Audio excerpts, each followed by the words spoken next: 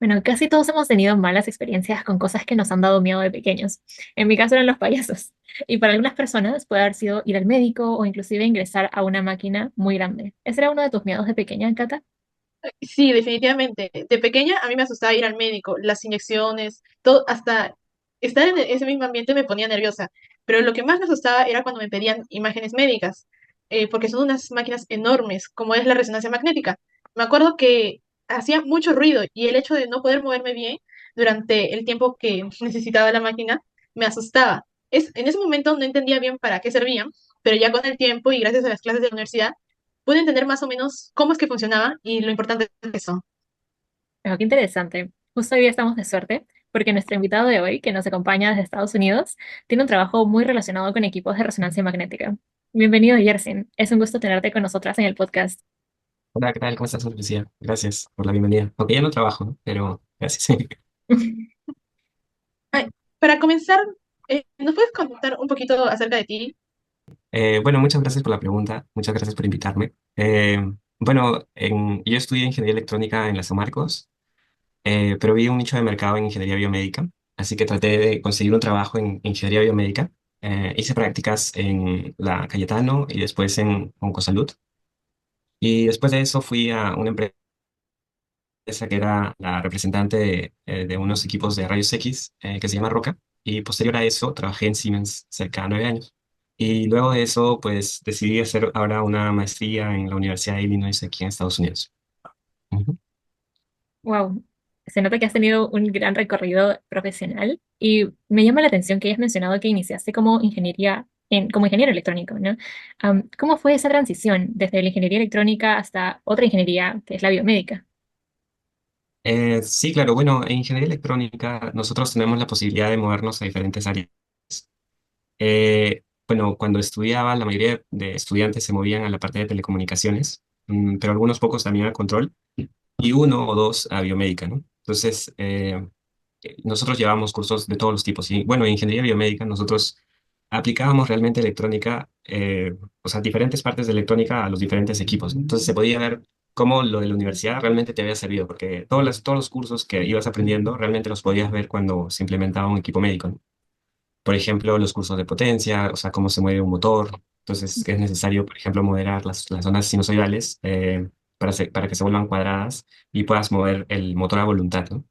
Entonces, es por eso que me llamó la atención. Además que, bueno, uno de los profesores que me enseñaba ingeniería biomédica era el único profesor en la San Marcos que venía con una camioneta. Todos los demás venían caminando. Entonces dije, bueno, creo que hay. Sí, yo creo que esos dos fueron los principales motivos, ¿no? Habían pocas personas y también parece que se podía generar dinero, que era lo importante en ese momento.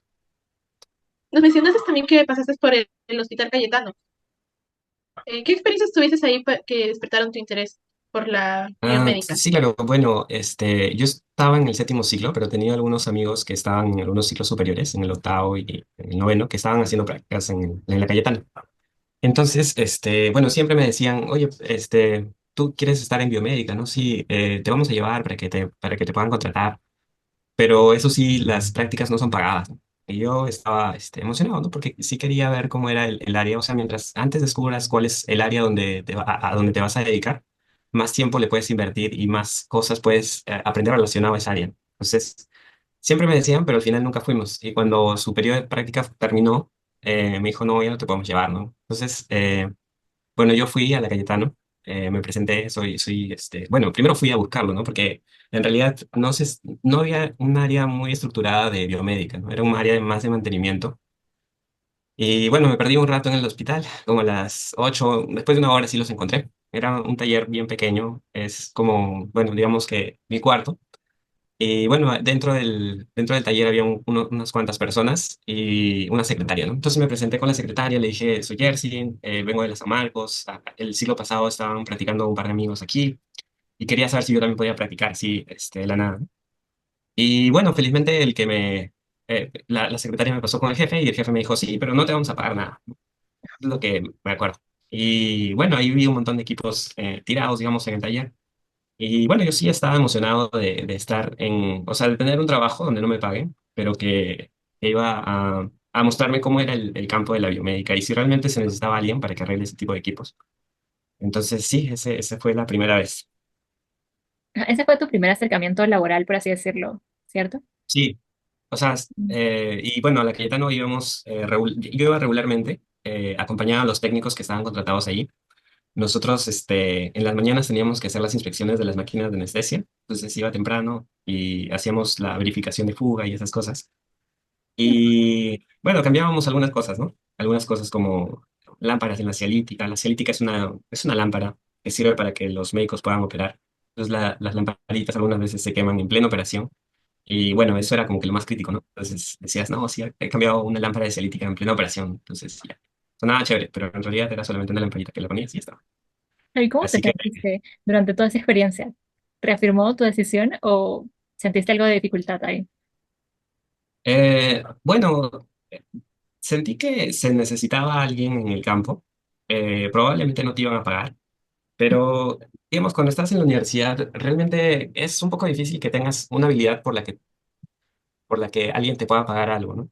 Entonces, como vi que habían personas realmente que se dedicaban a eso, no dentro del hospital, pero tal vez fuera, proveedores, y vi que ellos sí hacían bastante de electrónica, ¿no? O sea, chequeaban las tarjetas electrónicas, veían los diagramas eléctricos. Eso es lo que me gustaba. Y además que no era un trabajo, digamos, de oficina, donde vas y, bueno, haces algunos comparativos y tablas, sino era más un trabajo de campo donde acompañabas, conversabas con los usuarios. Y finalmente servía para un propósito mayor, que era, o sea, el bienestar de algún niño o de algún paciente, ¿no? Entonces, esas cosas son las que me llamaron la atención. La paga no mucho, ¿no? Porque no me pagaban nada, pero sí, varias el propósito final creo que era importante, ¿no? Sí. Sí. Entre todos los equipos que pudiste eh, inspeccionar o estar en contacto, ¿cuál es el que más te llamó la atención? Bueno, y en el séptimo o octavo ciclo estaba llevando yo un curso de potencia y justo había un equipo que es el electrobisturí, que es como una navaja, digamos, que los cirujanos utilizan para que puedan cortar la piel. Pero esa navaja es especial porque además que corta, cauteriza los costados, entonces no deja que la sangre salga. Entonces, este aparato utiliza una onda particular, ¿no? O sea, tienes que generar una onda cuadrada, que es justo el curso de potencia, ¿no? Que es generar del... Entonces, ese es el equipo que a mí más me gustaba, más me ganaba, leía los manuales y todo eso, porque buscaba que al final, al menos después de tener esta práctica, haya dicho, bueno, yo creo que soy bueno arreglando un equipo, ¿no? Que en este caso era el electrohistorio. Y bueno, creo que me sirvió porque al final, digamos, en la entrevista que tuve para ser practicante en AUNA, me preguntaron, ¿y me puedes escribir cómo funciona, por ejemplo, un equipo médico? Y obviamente escogí el electrobistrino porque había leído bastante de eso y había visto los manuales y había tratado de arreglarlo, pero no funcionó. Pero, digamos, después de cada práctica hay que tratar de especializarse en alguna cosa o ser bueno en algo para que después de eso digan, bueno, después de esto he aprendido esta nueva habilidad, ¿no? Y esto me va a servir para lo siguiente. Porque si solamente, digamos, vas y tienes muchas experiencias, pero no sabes de algo específico, es un poco difícil después contar la historia, ¿no? Entonces, por ejemplo, inclusive cuando me entrevistan ahora, cuento la historia de cómo fui a la Cayetano y me presenté solito y creo que es una buena historia, ¿no? A pesar que es una historia de cuando era práctico. Sí. Nos hablaste también un poco sobre la medicina nuclear. Eh, ¿Por qué te llamó la atención? Bueno, después de que estuve en la Cayetano, estaba en el noveno ciclo, entonces tenía que buscar una práctica. Obviamente no quería regresar a la Cayetano porque no me pagaba. Entonces empecé a buscar prácticas pagadas. No habían muchas empresas que se dedicasen a este tema de la biomédica. Y bueno, seguramente había muchas, pero yo no sabía cuáles empresas consultar. Ni tampoco conocía a nadie que estaba trabajando ahí, ¿no? Entonces era un poco difícil, creo yo, ese contacto.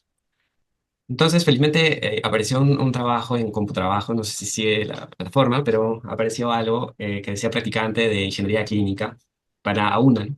Y bueno, busqué a una y no aparecía, pero había un comercial de Oncosalud que ahora hacemos a una. Y entonces dije, chumas, es una empresa importante, ¿no? Dentro del medio. Entonces, bueno, fueron varias entrevistas. Una de ellas, por ejemplo, me dijeron, "Oye, ¿y qué has aprendido en la Cayetano Heredia, no? ¿Cómo funciona el electrohistería? ¿Y qué cosas más hacías?" Y esas cosas, o sea, al final la experiencia de la Cayetana Heredia no era pagada nada, pero sirvió realmente para al final tener la otra práctica, ¿no? O sea, si no hubiese estado ya, era medio improbable que hubiese conocido esos equipos y todo eso, ¿no? Entonces, bueno, después de pasar varias entrevistas, me contrataron como practicante de ingeniería clínica. Yo, estaba en el área de proyectos.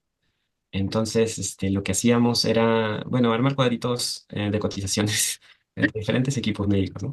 Y también algunas veces ayudaba a los proveedores cuando venían a reparar. Bueno, Auna tiene varios equipos de imágenes médicas y aceleradores lineales, que son unas máquinas grandes que sirven para tratar de quemar el cáncer, de acuerdo a la forma.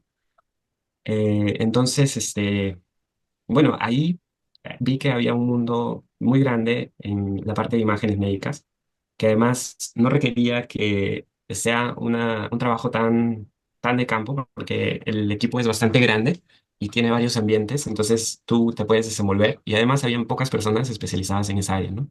Entonces, en la Cayetano había visto la variedad de equipos que había, pero en Auna vi equipos más específicos dentro de imágenes principalmente y también había equipos de laboratorio, que en realidad son las dos áreas más grandes en equipos médicos, ¿no? O sea, bueno, también está soporte de vida, pero esos son equipos más chiquitos.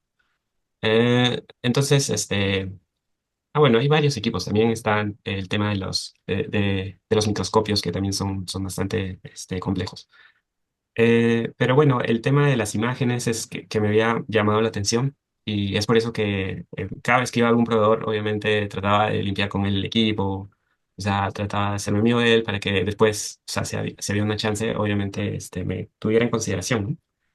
Y, pero digamos que el trabajo era bastante un trabajo de oficina y no mucho un trabajo de campo, entonces no me gustaba mucho. Y bueno, hablé con mi jefe, eh, le dije que no me gustaba mucho. Y me dijo, bueno, postula, ¿no? A otros trabajos. Y bueno, seguí postulando y encontré esta oportunidad en Roca, ¿no? Pero también fue gracias a que Auna era uno de los clientes grandes de este proveedor. Y, y bueno, mi jefa era también bastante respetada en ese medio, ¿no? Entonces ella como que me recomendó.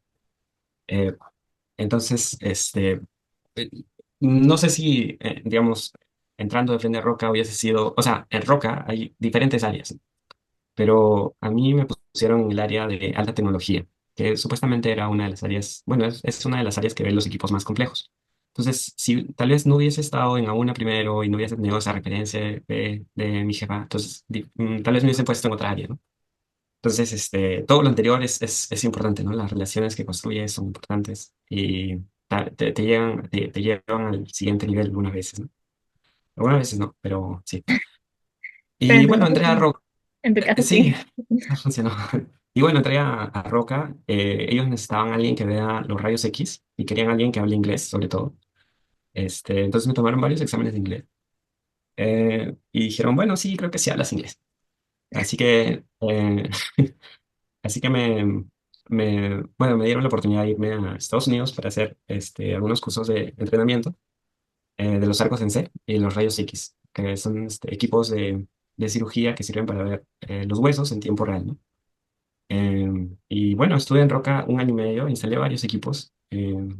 También me dedicaba a la parte de la capacitación, digamos, al usuario, así que estaba en las cirugías también, porque en Roca no solamente, bueno, cuando es una empresa pequeña, digamos, tú haces casi el trabajo que lo hacen en una empresa grande varias personas, ¿no? Entonces yo tenía que instalar el equipo, dar la capacitación técnica, dar la capacitación usuaria, hacer la firma de actas, y ya estos cuatro trabajos eran mi trabajo, ¿no? En cambio, en Siemens, en cada uno de esos trabajos hay una persona solamente. Entonces, bueno, en Roca tuve la oportunidad de viajar a diferentes partes de Perú.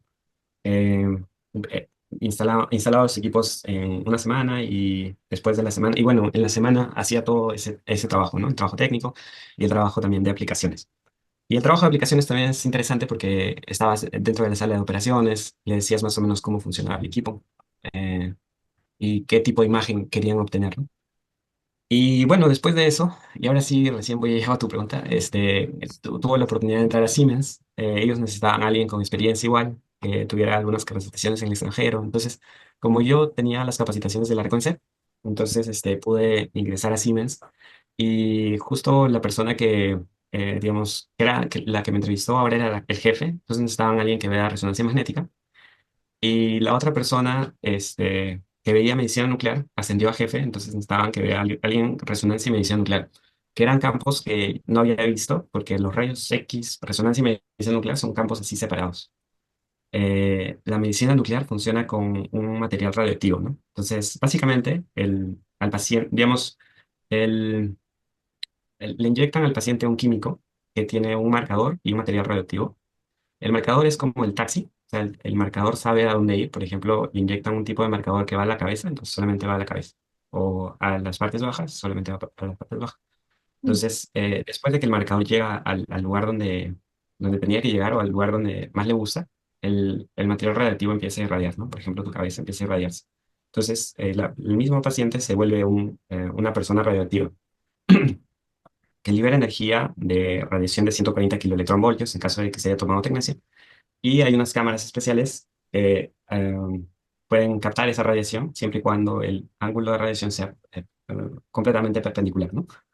Entonces, de eso consiste la medicina nuclear y lo utilizan normalmente para detectar cáncer, ¿no? Porque las partes de cáncer absorben más, bueno, digamos, comen más las células que otras partes, ¿no? Entonces, esas partes de cáncer se notan como puntos rojos en la imagen final. Es una imagen al final de Mm. baja resolución, pero con puntos rojos. Y bueno, normalmente estas máquinas están puestas en los institutos de cáncer, como el INEM. El INEM, por ejemplo, tienen tres specs o tres cámaras gamma. O bueno, en otros lugares privados, pero normalmente es para detectar el cáncer, ¿no? Ahora también los están utilizando para el tratamiento, pero normalmente es para eso. Y eso es, bueno, medicina nuclear. Y bueno, es un campo donde no hay muchas personas tampoco especialistas, pero también porque en el Perú no hay muchos equipos de medicina nuclear, ¿no? Sí, Pero sí, sí, sí. De hecho, es la primera vez que escucho de uno de los equipos así. No tenía conocimiento ah, de eso. ¿Sí? ¿Y tú, Cata? ¿Habías sí. escuchado antes No, de eso? yo tampoco. Sabía que había máquinas para como que detectar el cáncer con ciertos contrastes, pero de eso no estoy enterada. Sí. Sí, bueno, aquí en Illinois está la fábrica de SPEC, de estas cámaras gamma. Entonces, bueno, acá las producen, ¿no? Pero Mm. sí, básicamente es eso, ¿no? O sea, que unas cámaras que detectan energía de 140 kilovoltios. Y bueno, no solamente sirve para eso, por ejemplo, para cuando una persona tiene cáncer de mama, entonces el cáncer se disipa a varias partes de la mama y tú necesitas encontrar el cáncer raíz, ¿no? Entonces necesitas, cuando lo extraes, necesitas extraer sí o sí eso. Entonces, para eso también sirve, para localizar el cáncer raíz, que se llama ganglio centinela, ¿no? Entonces, esa parte del cáncer sí o sí la extraen. Porque si extraen solamente las partes, digamos, hijas, va a seguir creciendo otra vez. Sí. Sí, de lo que nos has comentado, te estás orientando actualmente más al procesamiento de imágenes, ¿cierto? Sí, bueno, actualmente, bueno, en Siemens trabajé 9 años como ingeniero de resonancia y medicina nuclear. Este, pero siempre me ha gustado, digamos, el equipo, si lo vemos así como un overview. Cuando estuve en la Cayetano pude ver todos los equipos, después en Aguna pude ver solamente los equipos de imágenes médicas, después pude ver solamente los equipos de rayos X, resonancia y medicina nuclear. Y dentro de los equipos de resonancia, digamos, puedes modelar el equipo de dos formas en la parte de adquisición de imagen. Desde que adquieres la imagen y te sale la raw data, y desde que sale la raw data a la parte que salen imágenes, ¿no? Entonces son todos los equipos, digamos, resonancia, rayos X, tomografía, tienen esas dos partes principales, ¿no? Del equipo a la raw data y de la raw data a la imagen final. Entonces ahora estoy tratando de meterme a la parte que es de la raw data a la imagen, ¿no? O sea, para, para saber un poco más qué pasa ahí, ¿no? O sea, la raw data a la imagen. Y entonces, bueno, los cursos que estoy llevando son básicamente cómo modelas matemáticamente los equipos médicos, ¿no? Tipo, digamos, un equipo básico podría ser rayos X. ¿Cómo haces que un rayos X modelarlo en ecuaciones matemáticas, ¿no? Porque hay varios factores físicos que cambian la raw data. Entonces, sí, básicamente eso, ¿no? O sea, en electrónica tenemos como una función que es como la función que siempre utilizamos, que es la función de convolución. Y entonces, tenemos una entrada aquí, una salida aquí y una caja negra en el medio. Entonces, ¿cómo haces que el equipo de rayos X sea algo parecido a eso, a esa caja en el medio? Y después lo sacas con ecuaciones matemáticas. Y bueno, ves ahí varias cosas, ¿no? El ruido, qué tipo de ruido tienes, las interferencias físicas, por la forma de la Tierra también nosotros tenemos un tipo de artefacto. cómo Mm. mejoras ese artefacto. Y bueno, cosas bien interesantes. Y bueno, eso combinado con inteligencia artificial. O sea, tienes las técnicas de procesamiento de imágenes tradicionales con transforma de Fourier, transformada de radón, pero también hay técnicas de procesamiento con inteligencia artificial. Entonces, ¿cómo haces casi lo mismo, pero con inteligencia artificial? Abocado a resonancia. Ajá, bien específico. Sí, no sé si... Justo nos estabas contando de tu maestría. Sí, Más o menos, ¿cómo fue el proceso de comenzarla? ¿Cómo te contactaste con la universidad a la que fuiste? Creo que es la de Illinois. ajá. O, ¿y contaste con algún apoyo, algún asesor para guiarte? Sí, o sea, más que todo para reescribir las cartas de recomendación y decir qué cosa vas a decir en la entrevista. Bueno, contraté a una persona que me ayudó en todo el proceso de como que chequear si mi CV estaba bien, si mis cartas de recomendación estaban bien, si mi motivación estaba bien, con respecto a la gramática, pero también con respecto al punto de vista, la perspectiva, ¿no? Igual tú lo puedes hacer solo, pero si contratas a alguien que sepa y también que te empuje, porque ella siempre, digamos, todos los fines de semana tenía que entregarle algo que había avanzado. Así sí, digamos, realmente puedes avanzar, ¿no? Porque si no, si lo haces por tu cuenta, algunas veces se vuelve un proceso un poco más largo. Pero sí, es la ayuda que tuve. No alguien de la universidad propiamente, pero sí alguien aquí en Perú que se dedicaba a esto. Y Sí. aquí entre nos, ¿cómo fue este proceso? Porque usualmente cuando contactas a alguien, ¿por qué medio lo contactaste? ¿Fue por redes Mm. sociales? No, me la recomendaron, digamos. Ajá, sí. Sí. Yo después He visto algunas en redes sociales y a veces como que da un poco de temor acercarte porque pueden ser scams o así. y porque además son caras, ¿no? Porque por cada una de las universidades que quieres postular te cobran $400 más o menos. Entonces no es tan barato.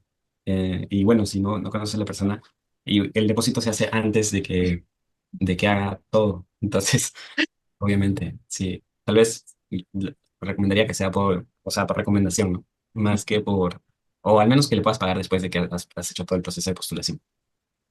Sí, buen consejo. Ah, Sí. justamente como nos comentaste que tu maestría la estás realizando en el extranjero. Es la primera vez que realizas estudios allá, ¿verdad? Fuera del país. Bueno, he ido a la fábrica algunas veces, a Alemania y Estados Unidos, ahora sí, pero es la primera vez que sí me he quedado tanto tiempo. Y Mm, además, bueno, los entrenamientos en la fábrica son divertidos, pero no es que tengas tareas ni nada de eso, ¿no? Son entrenamientos más lights, digamos.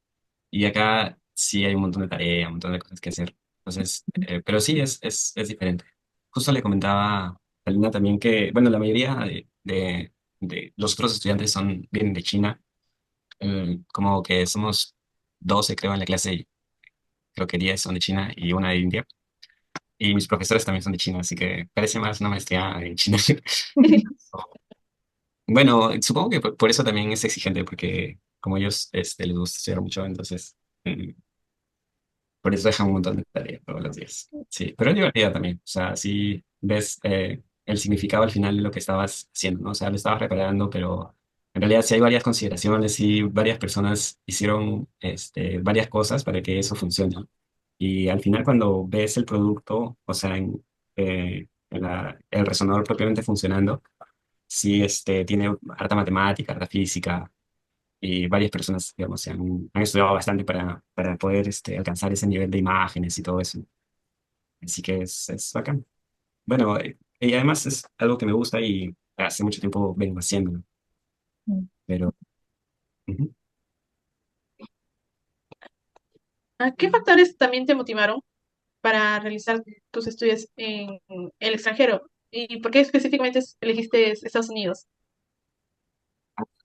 Bueno, primero estaba buscando maestrías que estén enfocadas a lo que quería ver, que era imágenes médicas. Y bueno, antes de esta maestría estaba haciendo una maestría en Computer Science para ver cómo es el tema de la inteligencia artificial. Entonces, estaba buscando una maestría en esas dos partes, ¿no? Que además esté enfocada bueno, si se puede, a resonancia. Entonces, encontrar algo así específico es un poco difícil, porque normalmente si buscas maestrías o doctorados, ves que son más generales, ¿no? Como en bioingeniería o electrónica en general. o computer science en general, pero nada bien específico. Entonces, bueno, una de las que vi aquí, entonces busqué en varias universidades aquí en Estados Unidos. eh, Más o menos encontré como unas cinco que se dedicaban a lo que quería, o sea, a imágenes médicas, inteligencia artificial. Había una que se dedicaba exclusivamente a resonancia, inclusive, a resonancia e inteligencia artificial.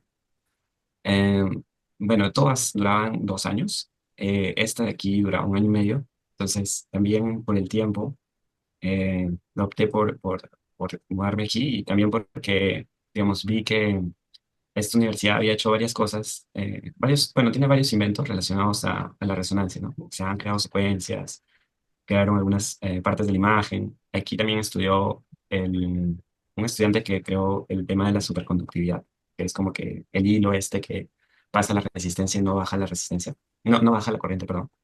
Entonces, y bueno, también mi esposa vive aquí en Chicago, entonces por eso es que decidimos mudarnos aquí. Sí, fueron varios factores, pero bueno, la universidad es chévere, hay varios, parece más, y bueno, esta universidad es como prácticas, ¿no? O sea, porque tipo vas al supermercado y también ves que hay varias personas internacionales Mm, y digamos, no tienes miedo de hablar inglés porque igual estás en un ambiente de tipo universitario, tipo de práctica, ¿no? Pero cuando vas a una ciudad tal vez más grande, o cuando llegas inclusive a Estados Unidos, esperan que tu inglés sea perfecto, pues. En cambio aquí no hay roche en equivocarse, o sea, si no te entienden, te piden que repites de nuevo. Y bueno, es un ambiente bueno para aprender inglés y para adaptarse un poco a Estados Unidos y a la cultura y al lenguaje, sobre todo al inglés, ¿no? sí, Sí. me imagino que no habrá sido sencillo adaptarse. ¿Hubieron algunos desafíos que tuviste que enfrentar con esta decisión de empezar una maestría en el extranjero? Sí, bueno, yo trabajé mucho tiempo, entonces casi pues, cerca de 10 años en Siemens, o bueno, en Siemens y en otras empresas. Entonces había un tiempo bastante grande en que dejé de estudiar y volví a estudiar. Mm, Y, digamos, volverse otra vez a modo de estudio o estudiar a tiempo completo es completamente diferente a trabajar, ¿no? En el trabajo hay una curva de aprendizaje que normalmente, digamos, dura 2, 3 años, ¿no? Y después de esa curva, normalmente no aprendes mucho o aprendes muy poquito. Y tampoco no te equivocas mucho, porque al principio te equivocas bastante. Y entonces, después de ese tiempo, digamos, a los 5 años, llega un tiempo donde estás en una zona de confort, ¿no? Donde probablemente no aprendas mucho porque ya has conocido muchas de las cosas anteriores ya. Y volver a estudiar, digamos, es otra vez la misma curva, ¿no? O sea, otra vez estás abajo y otra vez tienes que escalar en esa curva y ver cómo es estudiar. Y después seguramente va a haber un tiempo de acomodación y listo, ¿no? Eso, o sea, empezar eh, después de mucho tiempo de haber trabajado, sí es medio, sí cuesta mucho, ¿no? Porque también, bueno, algunas cosas o algunos conceptos como modelar los equipos de forma matemática requieren que sepas previamente conceptos como la transforma de Fourier, qué cosa es la transforma de Fourier, o sea, que hagas varios ejercicios, que sepas operaciones de álgebra lineal, ¿no? Como la transpuesta o sacar las bases o los eigenvalues o los eigenvectors de las matrices. Entonces, todas esas cosas que seguramente en algún momento sabía pero ya no me acuerdo, ¿no? Y bueno, derivadas, integrales, todas esas cosas también, o sea, son parte de la matemática que se necesita para aprender a modelar, digamos, a un nivel ya aquí, digamos, si necesitas todos esos conceptos previos, ¿no? Entonces, sí, mm. es, Y a es nivel así. personal, ¿como hubo algún choque cultural que sentiste cuando llegaste a Estados Unidos? Bueno, como les comentaba aquí, la mayoría de personas son de China o internacionales. Digamos, y bueno, ellos son bastante respetuosos y todo eso. Así que, bueno, creo que la mayor diferencia es que, por ejemplo, no sé, yo esperaba que después de los finales o después de algunos exámenes, pues compartir, ¿no? Ir por unas cervezas o algo así. Pero como la mayoría de personas de aquí son internacionales y vienen a estudiar, normalmente, pues, estudian bastante, ¿no? No Mm, mucho. Y es como que estás algunas veces solo pero aprendes bastante también y sí, es divertido. Supongo que eso, a comparación de Perú, ¿no? Donde, bueno, terminas los exámenes y bueno, te vas por ahí a perder. Pero aquí terminas y bueno, voy a dormir, ¿no? Porque no he estado durmiendo varios días. Entonces, sí, es diferente. Ah, también, ¿de qué manera ha estado contribuyendo tu experiencia profesional previa, como la Cayetano y Siemens, en, en tu maestría actual? Eh, Bueno, no está contribuyendo mucho. Digamos, creo que más bien, bueno, sí está contribuyendo, es como si estuviera resolviendo un problema inverso, ¿no? O sea, yo ya sé qué cosa es la salida, o sea, la salida es un equipo médico que lo puedes instalar, pero tal vez, y por los cursos que se dictan también en Perú, no sabía qué cosa realmente, o cómo se hacía, ¿no? Cómo era la entrada, cómo era la matemática, cómo era la física detrás.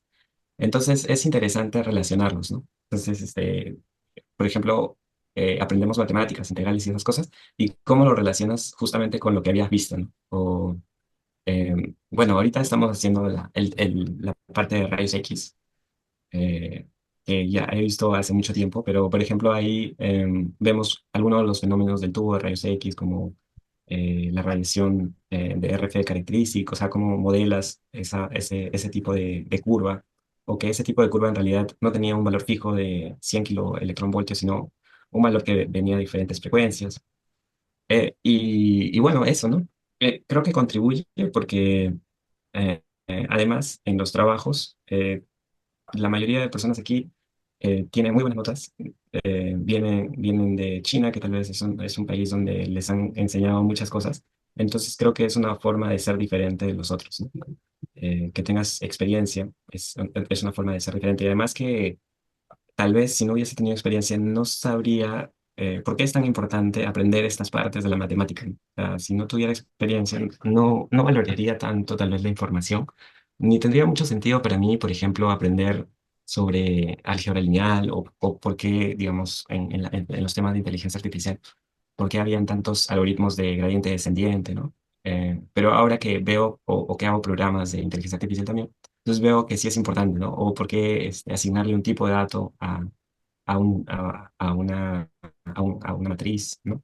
Esas cosas son interesantes de ver, o sea, porque yo creo que con la experiencia laboral las cosas tienen más sentido, ¿no? Y entonces sí aprecias realmente lo que estás aprendiendo y probablemente eso que estás aprendiendo se te quede por más tiempo, ¿no? Que es la idea cuando aprendes algo nuevo. Sí, Sí. definitivamente aprender también puede costar un poco al inicio, ¿no? Como decías, hay una curva de aprendizaje de lo que has aprendido, no solamente a nivel como académico, sino también laboral. ¿Hay algún proyecto que haya destacado, que te haya marcado o que consideras ha sido enriquecedor para ti? Ah, proyectos a nivel de, bueno, laborales, los proyectos de, digamos, instalar los resonadores, esos son los proyectos que son divertidos. También cambiar piezas grandes en un resonador, ¿no? Toma bastante tiempo y hay que hacer bastantes pasos y hacer algunos troubleshootings. Y bueno, en la parte académica, ahorita estoy haciendo un proyecto que se trata de algún algoritmo para que las imágenes de resonancia o sea, se reduzca bueno, el equipo de resonancia es un equipo grande, complejo, que da mucha información al médico, pero que el estudio toma bastante tiempo, ¿no? De 20 a 40 minutos. Entonces, hay diferentes métodos para tratar de reducir ese tiempo, ¿no? Mm. Entonces, ahora con las técnicas de inteligencia artificial, por ejemplo, reducen ese tiempo adquiriendo una imagen que no es tan buena al principio y después con inteligencia artificial la mejora. Es como una cámara, digamos, una cámara antigua que toma la foto y con inteligencia artificial mejora la foto. Es casi lo mismo, ¿no? Entonces, el proyecto de tesis que ahora estoy haciendo es básicamente eso, o sea, tratar de que los conceptos físicos que estoy aprendiendo me sirvan para modelar y hacer esa mejora, ¿no? Porque en Perú, digamos, aprendí cómo se hacía una red neuronal así, pero no sabía qué tipo, por ejemplo, de ruido entraba en ese tipo de señal. Entonces aquí la idea es, con los conceptos físicos que estoy aprendiendo, saber modelar qué tipo de ruido es el más apropiado para que la data al final sí sea la más real posible, ¿no? Mm. Entonces, la idea de la maestría también es esa, ¿no? O sea, hay muchas personas que saben mucho de computer science, pero tal vez no saben mucho de cómo la información realmente es procesada, ¿no? Y algunas veces esos, digamos, constraints, como limitaciones, digamos, en los problemas, hace que la imagen al final sea mucho mejor, ¿no? Entonces, estoy aprendiendo acerca de esas limitaciones que se tienen. Sí, básicamente eso. Ujú. ¿Y qué consejo, qué consejo le darías a quienes están interesados en seguir un camino similar al tuyo? Bueno, si se quieren enfocar al lado de la industria, es un camino diferente a si se quieren enfocar al lado de la academia, ¿no? En la academia normalmente, pues, cuando ganas grados, cuando eres magíster, después PhD, después haces una publicación importante, recién consigues un trabajo y en cambio en la industria es completamente diferente. Bueno, lo que yo haría si estuviera, digamos, otra vez en la universidad, sería primero buscar digamos, en el mercado qué empresas se dedican a esto, ¿no? Y tratar de ganar en esas empresas algún tipo de experiencia laboral, porque cuando ganas experiencia laboral, recién entiendes por qué es importante desarrollar este tipo de algoritmos. Entonces, una vez que ganas experiencia laboral en una empresa que te parece buena, porque en Perú, y yo creo que hay empresas muy buenas, tal vez no pagan tan bien, pero la cosa, digamos, yo creo, es aprender y después de aprender, pues puedes tal vez juntar un poco de dinero y buscar universidades en la parte que te gusta a ti, ¿no? Y sobre todo enfocarse en un área donde no haya muchas personas, no hayan explorado varias personas ya, porque si es un área donde hay muchas personas explorando, probablemente esas personas hayan explorado muchísimo tiempo más que tú y entonces te lleven mucha ventaja, ¿no? En cambio, si es un área donde no se ha explorado mucho, como son las imágenes médicas, por ejemplo, vemos varias cosas en inteligencia artificial, pero no muchas de ellas enfocadas en lo que realmente importa, que es cuando estás mal, pues necesitas una máquina que tome los exámenes rápidos, ¿no? O sea, este, y entonces yo creo que para redondear es conseguir un poco de experiencia, después de la experiencia ver a dónde enfocarse. Yo creo que lo siguiente sería como que estudiar algo específico, si se puede aquí, acá, pero si no, también puede ser en Perú. Y después de eso, pues si eso es lo que realmente te gusta, seguir ahí el camino de estudiando, ¿no? Pero si no, también siempre te puedes ir a la industria. Y sí. Sí, un poco de experiencia laboral también es bastante valiosa en los estudiantes, ¿no? Ya sea como prácticas, como las tuviste tú en algún momento, como propia iniciativa. Am, Sí, y yo creo que es un poco difícil conseguir las prácticas, ¿no? O sea, sí, bueno, ahorita lo que yo estoy haciendo es tipo hacer conexiones en LinkedIn, pero tipo hacer una tesis que se relacione con el trabajo al que quiero postular, ¿no? Y tipo le escribo, oye, por si acaso estoy haciendo una tesis referente a lo que tú ya eres un experto, ¿no? Y no sé si quisieras conversar conmigo, tipo, no sé, un rato. Y bueno, algunas veces las personas tienen tiempo y pueden comprar. Y bueno, después de eso, tal vez, sí, tal vez te toque en alguna entrevista y, y te pueda contratar. Porque, digamos, como trabajé en Siemens también, yo tenía también un practicante, entonces también pude ser parte del proceso de selección del practicante. Y es un proceso bastante divertido, pero veo que aquí ahora los currículums, pues, tienen bastante información, ¿no? Tienen bastante información de personas que están recién terminando la universidad y ya se han ido a diferentes partes, ¿no? A hacer pasantías y todo eso. Y es un currículum bastante potente, ¿no? Pero cuando yo postulaba, nadie hacía esas cosas. Así que hay bastante competencia o sea, en relación a lo que había antes, ¿no? Entonces, em, tiene que haber como una diferencia entre o algo que le puedas contar al entrevistador que es diferente a las otras personas, porque las otras personas también saben inglés, también han ido afuera, también quieren no trabajar en una empresa y también no tienen experiencia. Así que, eh, pero sí, o sea, es un proceso, bueno, bastante competitivo, yo creo, ahora. ¿Cuál consideras tú que fue tu factor diferenciador durante tu carrera? Ah, bueno, yo creo que, o sea, cuando me han contratado, porque bueno, he tenido varias entrevistas, y yo creo que he salido de la entrevista diciendo, he hecho un buen trabajo, o sea, y lo que yo creo que me ha diferenciado es pensar que yo era el mejor, ¿no? O sea, tipo, cuando o para la entrevista en una, yo pensaba que no había nadie más en Perú que supiera tanto como yo de los electrobisturíes. Era mentira, ¿no? Obviamente, pero yo no sabía. Entonces, eso, yo creo que es muy importante, ¿no? O sea, tú mismo tienes que creértela para que puedas convencer a otra persona que tú eres bueno. O sea, lo mismo me pasó en Roca, ¿no? Bueno, en Roca, bueno, en Roca sí, también. En Siemens también, ¿no? O sea, yo entré, digamos, apenas salí de la universidad, como que, creo que tenía como 23, 24, y había ido a capacitarme a Estados Unidos, por ahí.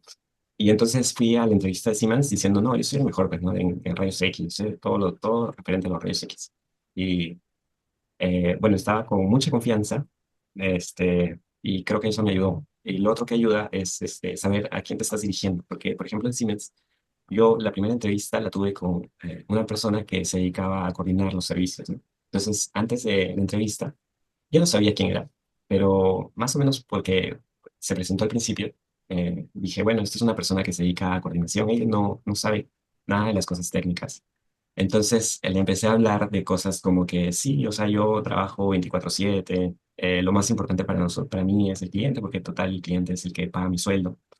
Entonces, pero cuando ya me tocó la entrevista técnica, entonces cambié como que otro speech.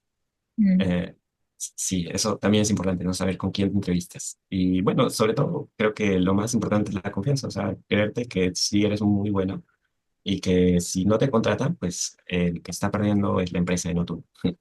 Ujú, Eh, sí. Bueno, tampoco sobrado, pero sí, digamos que sí ser bueno, ¿no? O sea, creársela más que todo. Ah, porque también he tenido entrevistas donde no me han contratado y, o sea, realmente después de la entrevista he dicho, bueno, no era tan bueno, ¿no? Pero si hubiese dicho que sí era muy bueno, tal vez me hubiesen contratado. Porque lo malo es que ahora sí sé que hay un montón de cosas que no sé. En cambio, cuando estaba en la universidad, no sabía que habían tantas cosas que no sabía. Entonces yo pensaba que era el mejor, ¿no? Pero sí. Sí, bueno, una de las entrevistas, por ejemplo, que fallé es una de que están postulando a un puesto para ser ingeniero remoto de medicina nuclear. Entonces, medicina nuclear no hay muchas personas, pero yo de medicina nuclear sé más de un tipo de equipo que del otro, y entonces como que no me la creí, pues, ¿no? Pero si me lo he creído, yo creo que tal vez hubiese estado por ahí. Y ya Sí, para cerrar, claro. desde tu perspectiva, ¿qué es lo que significa la ingeniería biomédica?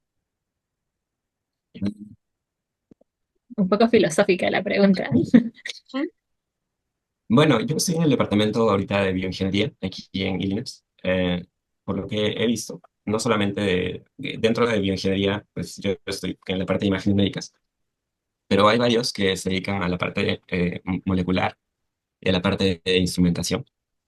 Eh, entonces yo creo que abarca todo eso, ¿no? Inclusive, por ejemplo, hay cursos aquí que es como que te enseñan cómo se forma el cáncer, para que después de que tú sepas cómo se forma el cáncer específicamente, qué tipo de equipos hay para tratar el cáncer, desde la parte de imágenes médicas, pero también de la parte molecular, qué cosas de la química y esas cosas. Después de eso, supuestamente tú deberías hacer, podrías hacer un research acerca del cáncer, ¿no?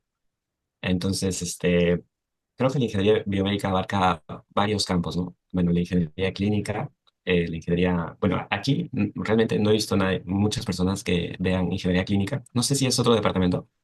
Sí, es otro departamento. Seguramente es otro departamento, porque no hay muchos cursos de gestión, son cursos técnicos, ¿no? Bueno, de los que he visto es imágenes médicas. Después hay otro departamento que ve algo de genética y otro departamento que ve instrumentación avanzada, y otro departamento que es, bueno, la instrumentación avanzada son los microscopios más que todo. Son bastante complejos, parece. No, yo nunca he trabajado con uno de esos, pero es como que una especialización, tiene varios cursos aquí. No sé si aquí, porque seguramente inventaron algo de microscopio, pero aquí es como que algo bien importante. Y bueno, las personas que ven la parte molecular, ¿no? Yo solamente he tenido experiencia en la parte de imágenes médicas, que puedo decir que es bien parecido o que los cursos de electrónica son bastante parecidos a lo que finalmente se quiere alcanzar con imágenes médicas. Pero también hay otros departamentos que es importante no conocer a nivel anatómico cada una de las partes del cuerpo y todo eso, ¿no? Porque dentro de la experiencia también que yo he tenido, he conocido algunas personas que son ingenieros biomédicos que se dedican a la parte clínica, que son aplicacionistas, que básicamente enseñan a operar la máquina a los tecnólogos, pero todo a los tecnólogos, a los doctores también, a nivel usuario, ¿no? Entonces, pero estudió ingeniería biomédica, no estudió medicina ni tecnología. Entonces, ella sí tiene un foco bastante importante en la parte anatómica y esas cosas, ¿no? Sí, no te puedo escuchar, Catalina. No, ya para cerrar, muchas gracias por Entonces, estar aquí. Gracias por conocernos la entrevista. Ajá. espero conocerlos en persona también. Ojalá, ojalá. Sí. Cuando nos Sí, visites en muchas Perú. gracias. Ujú. Sí, sí, o sea, pensaba ir en diciembre. Pero nada, muchas gracias por la entrevista. Ojalá que el podcast les salga bien, ojalá que les sirva algo, algunos consejos. Pero bueno, ahí sí, nada, muchas gracias. Creo que es una buena idea, creo que son... ¿Sí me escuchan? Sí, Sí, sí te escuchamos. Ah, bueno, yo creo que, bueno, nada, es una buena idea. Creo que es, importante que hagan todas estas cosas en la universidad. Cuando yo estudiaba no había nada de esto. Así que no se podía saber realmente a dónde ir después de la universidad. Era un camino un poco difícil porque no había nadie que te dijera, sí, puedes hacer investigación, o sí, puedes trabajar aquí sí. o allá. Así que, bueno, al menos si tienen alguien más o menos que haya recorrido y sepa más o menos por dónde podrías orientarte, es chévere y además que el podcast pues, es gratis, ¿no? Entonces, Sí. espero que alguien lo escuche. No, mentira. Yo lo voy a escuchar. Antes de retirar, o antes de terminar, ¿dónde te podemos encontrar? Mencionaste que tienes Ujú. LinkedIn, alguna otra red social que manejes. Ah, sí, LinkedIn, Instagram también, pero yo creo que por LinkedIn, ¿no? Bueno, si es para un consejo así profesional, sí, yo creo que por ahí. O sea, para ayudarlos a ver qué es lo que quieren hacer después, o si les interesa la parte de imágenes médicas, la parte de lo que estaba hablando, que son imágenes médicas, inteligencia artificial. Si creen que ese, digamos, que es el segundo paso, pues los puedo ayudar porque tengo un poco de experiencia y creo que es, bueno, es bastante interesante, al menos para mí es súper interesante saber todas las cosas que están detrás de los equipos.